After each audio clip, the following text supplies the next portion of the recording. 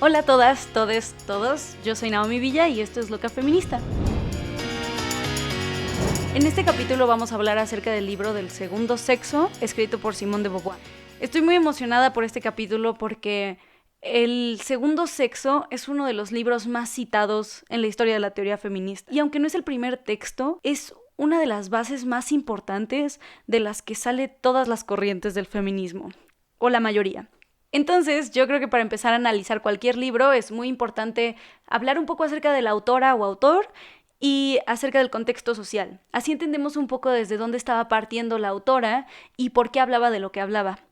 Entonces, El segundo sexo, el libro, fue publicado en 1949, si no me equivoco. Y Simone de Beauvoir nació en 1908. Esto significa que ella tenía 40 años cuando lo escribió. Simone de Beauvoir fue doña chingona. Ella estudió matemáticas, estudió literatura y terminó estudiando filosofía en la Sorbona de París, que es como la gran eminencia donde todos los filósofos chingones estudiaron. Ahí conoció a Levi Strauss, trabajó directamente con él, y también a Sartre, del que se enamoró, y tuvieron una relación abierta por más de 50 años hasta que él se muere. Cabe mencionar que de Beauvoir nunca tuvo hijos y aunque no es importante para definir a una mujer, creo que es importante mencionarlo porque mucha teoría feminista también habla de la maternidad y hay que entender que muchas concepciones de la feminidad tienen que ver con la maternidad. Entonces, de Beauvoir va a tocar estos aspectos, pero hay que entender que ella nunca tuvo hijos también. Y cabe mencionar que también fue atea. Y ahora del contexto social, esto es súper interesante porque te hace entender mucho mejor qué era lo que pasaba por la mente de Beauvoir cuando escribe acerca de eso. Y es súper interesante porque de Beauvoir estuvo viva durante la Segunda Guerra Mundial, que se desarrolla entre el 38 y el 45. Entonces, de Beauvoir tenía 30 años cuando esto sucede. Y por la Segunda Guerra Mundial mandan a los hombres a la guerra y las fuerzas de producción, el trabajo, las industrias, se quedan sin trabajadores. Así que antes de la Segunda Guerra Mundial, las mujeres no podían trabajar. Los hombres se van a la guerra y ahora las industrias necesitan más personal y empiezan a trabajar las mujeres porque las necesitaban. Pero después de la Segunda Guerra Mundial, cuando la guerra acaba, las mujeres de nuevo tienen que regresar a la casa, son relegadas al espacio privado de nuevo. Entonces es muy interesante porque el feminismo de esta época no solo está luchando por teorías o ideologías, sino que ahora está luchando por libertad de espacios y libertad de contextos, ¿no? O sea, porque hubo un contexto social específico, o sea, la guerra, que logró que tuvieran más libertad y después se les fue arrebatada. Entonces, al feminismo se le incorpora la lucha por espacios y contexto. Entonces, bueno, ya podemos empezar, ya sabemos un poco acerca de Simone de Beauvoir, sabemos un poco de desde dónde escribe el libro y podemos empezar. Esta es la parte de la introducción del texto. Simone de Beauvoir, al inicio del texto, se pregunta ¿qué es la mujer? Y creo que eso es muy importante porque en cualquier texto filosófico primero tienes que poner en la mesa cuál es la definición de lo que estás debatiendo. Entonces, Simone de Beauvoir pone en la mesa qué es una mujer. Y ella desde el principio dice que una mujer no es la hembra, es cualquier persona que performa esta extraña cosa a la que llamamos feminidad. También habla de cómo no podemos entender a los hombres y a las mujeres como dos polos opuestos. Ella se basa en el mito de Adán y Eva, en el que el hombre es la ley, es el principio, es el inicio, y de ahí sale la mujer. Ella dice que el hombre es quien determina a la mujer. Entonces, en este inicio, en esta introducción, Simone de Beauvoir nos invita a preguntarnos ¿qué es la mujer?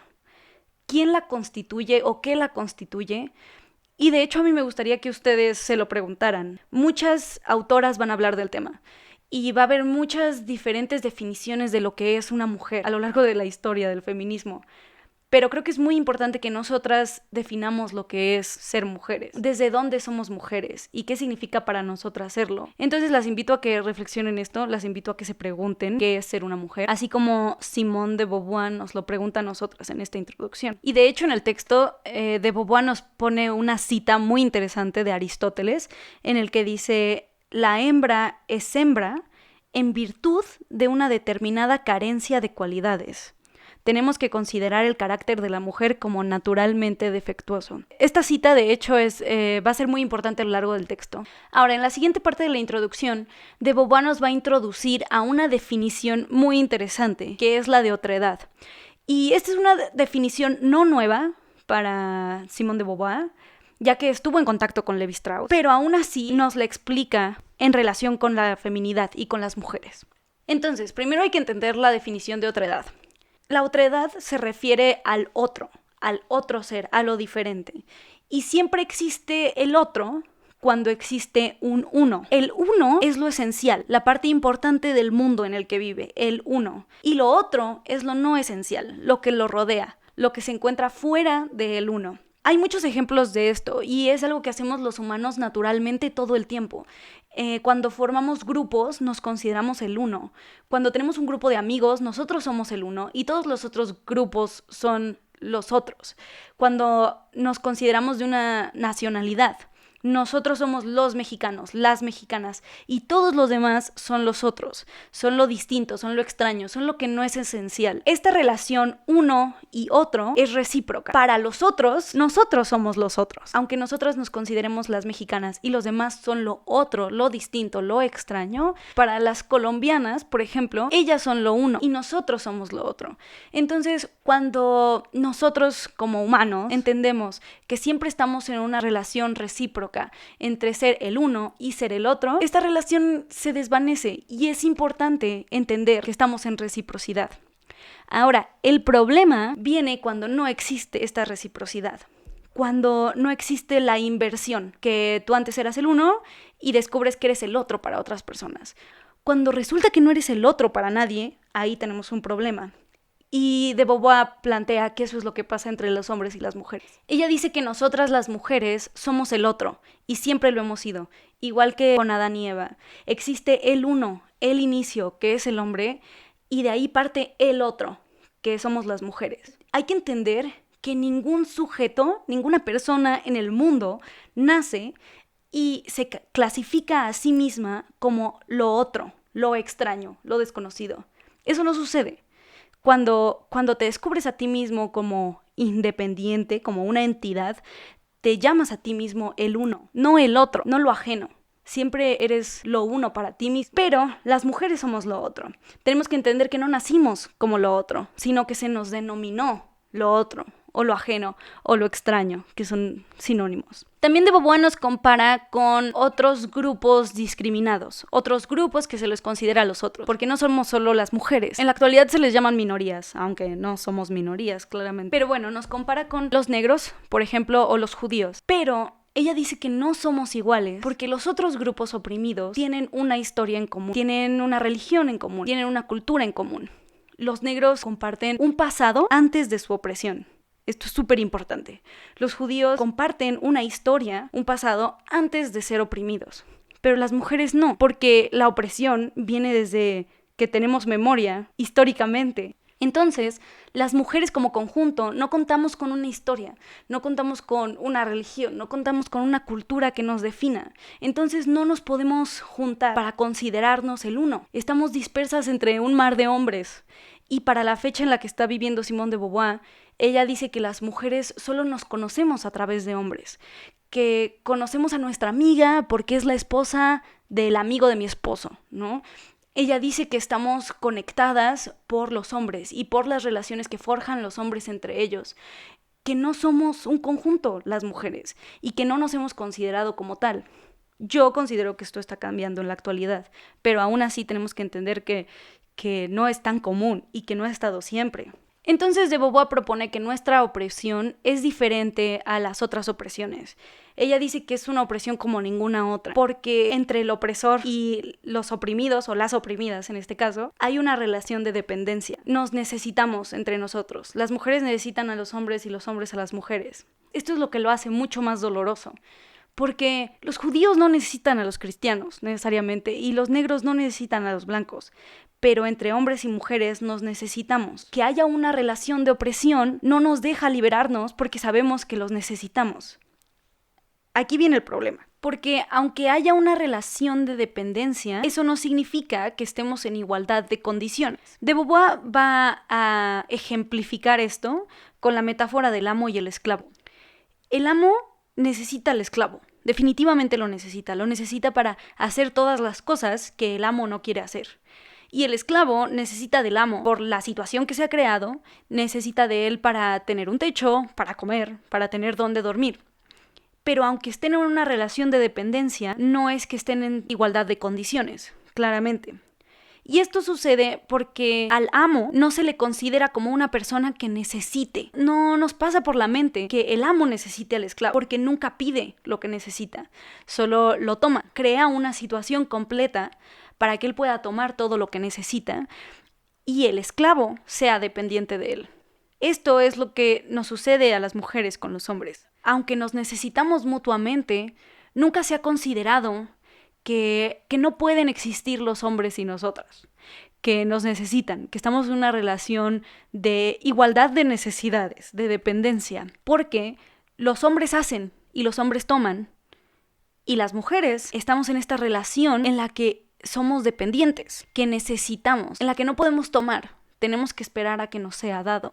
Entonces, esto es como ejemplifica de Beauvoir esta relación entre hombres y mujeres actualmente y de cómo nosotras somos lo otro, lo ajeno, lo desconocido, lo diferente y existe la ley, que es el hombre, el primero, de donde nace todo y de donde se determina todo. Y de hecho, en esta parte de la otredad, de Beauvoir dice algo muy problemático que no deja de ser cierto, pero dice que todo lo que hemos logrado las mujeres con el paso del tiempo no lo hemos ganado, nos lo han dado.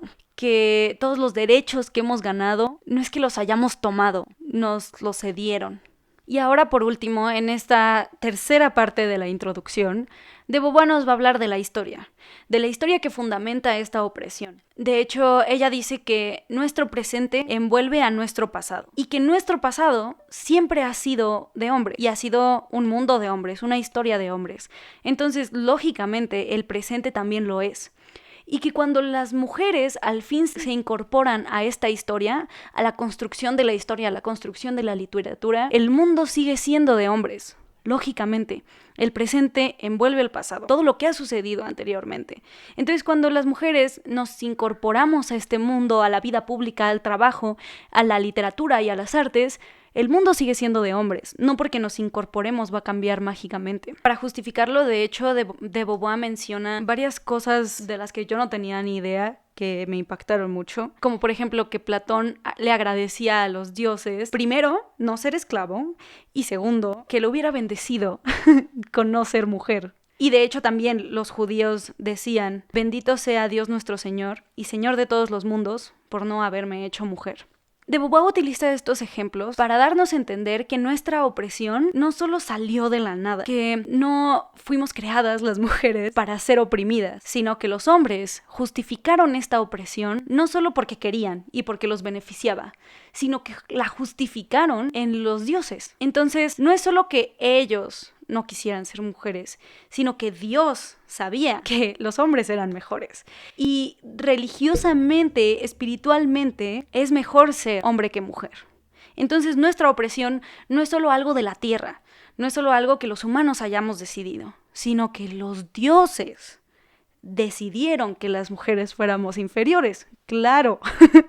Pero así podemos entender que ideológicamente existe esa opresión. No es solo algo terrenal, sino que se hizo algo espiritual también esta opresión.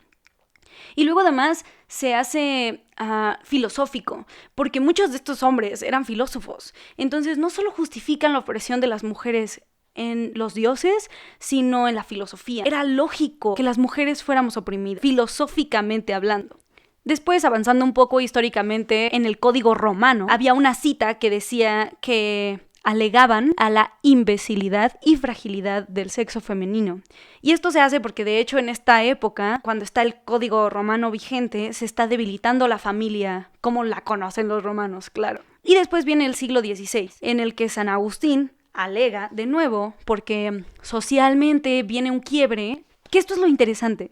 Cuando socialmente sucede algo que atenta contra esta opresión, o sea, como la liberación de las mujeres, llegan los hombres de nuevo a tratar de justificar la opresión con otras cosas, tratar de sacar de cualquier lado alguna manera de decir, no, quédense en su lugar. Entonces, por ejemplo, en el siglo XVI, de nuevo, se estaba debilitando la unión de la mujer con lo divino y su relación con la familia, y había que cuidar a la mujer casada, porque según el pendejo de San Agustín, la mujer es una bestia que no es ni firme ni estable. Entonces, bueno, San Agustín era teólogo y también era filósofo, que bueno, la filosofía y la teología. Entonces estamos de nuevo fundamentando esa opresión en Dios y en la filosofía. Y ahora, ahí viene lo chido, lo bueno, la revolución industrial. Como sabemos, la revolución industrial fue este momento histórico que nos tiene donde estamos ahorita, hablando de capitalismo, en el que pues empiezan las industrias, las fábricas, y eso significa que ya no estamos como en el campo cosechando, sino que tenemos que ir a una fábrica, trabajo forzado, 16 horas de trabajo, muy mal pagado, porque son los inicios de esto que conocemos como trabajo forzado, capitalismo, trabajar por dinero, ¿no?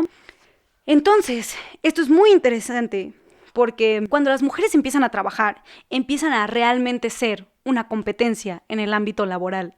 ¿Por qué? Porque están acostumbradas al trabajo forzado sin paga, que es el trabajo doméstico. Entonces, cuando empiezan a trabajar en las industrias, están acostumbradas a trabajar por nada.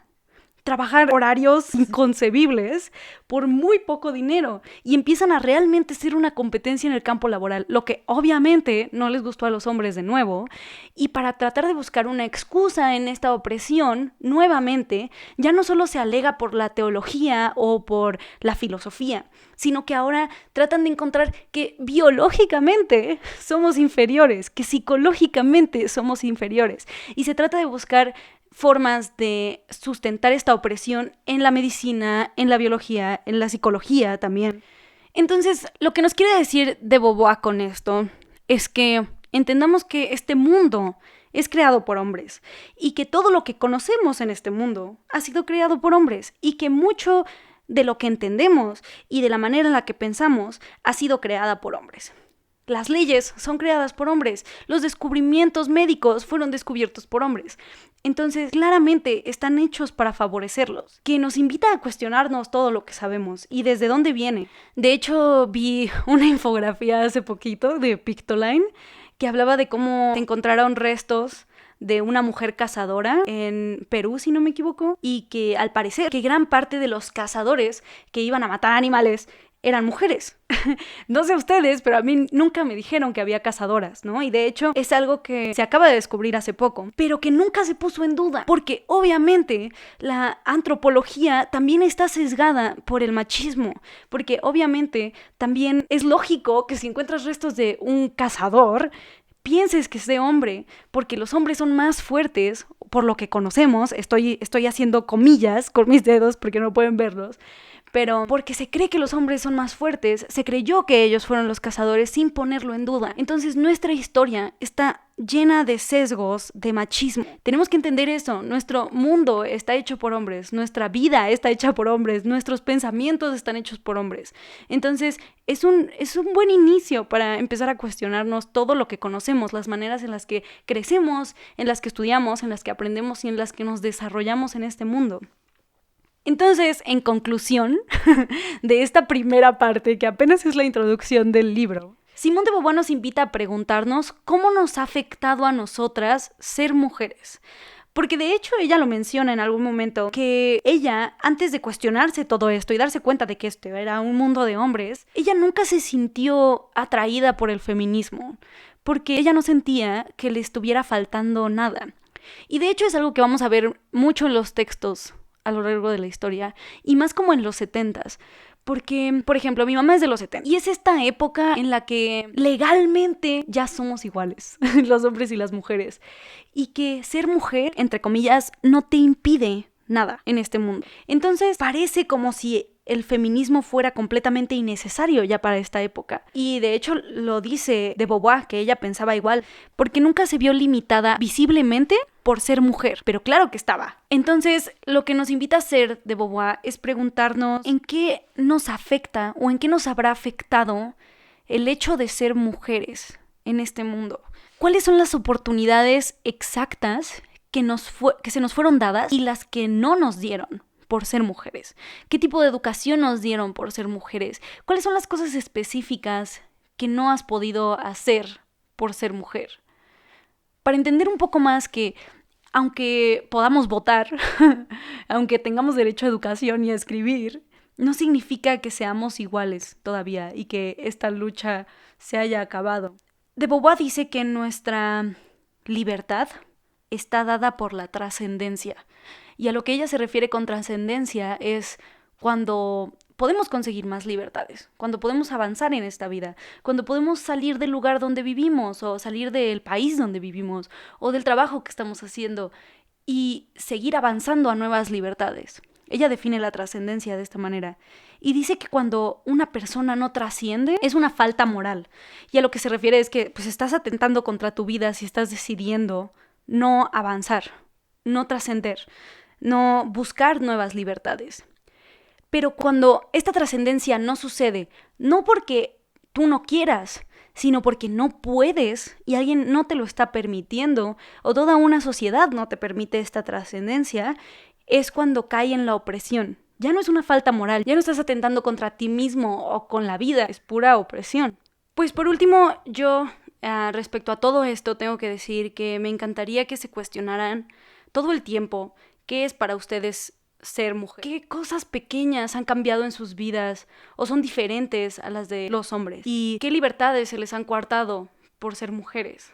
¿Qué cosas han aprendido?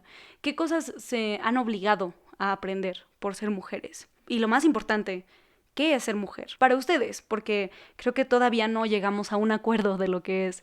Y entre movimientos, entre divisiones del feminismo, tampoco hemos llegado a una definición concreta.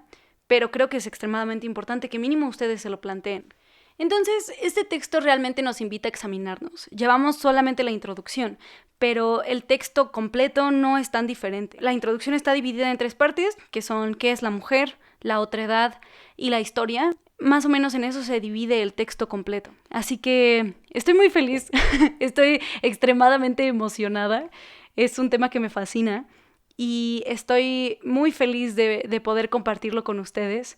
Entonces, eso es todo por hoy. Recuerden que este camino es largo, no es fácil, pero estamos juntas en esto. Muchísimas gracias por escucharme y las veo la próxima semana.